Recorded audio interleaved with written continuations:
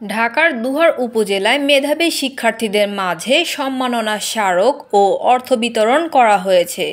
মঙ্গলবার দুপুরে জেলা শিক্ষা অফিস ও উপজেলা মাধ্যমিক শিক্ষা অফিসের আয়োজনে উপজেলার জয়পাড়া এলাকায় অবস্থিত বেগম আয়েশা পাইলট বালিকা উচ্চ বিদ্যালয় ও কলেজের সভাকক্ষে এ পুরস্কার বিতরণ করা হয়।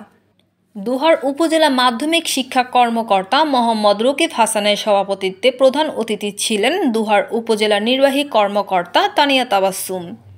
অনুষ্ঠানে এসএসসি শিক্ষার্থীদের 10,000 টাকা ও এইচএসসি শিক্ষার্থীদের 25,000 টাকা করে মোট 32 জন মেধাবী শিক্ষার্থীদের এ অর্থ প্রদান করা হয়। পাশাপাশি সম্মাননা স্মারক প্রদান করা হয়েছে।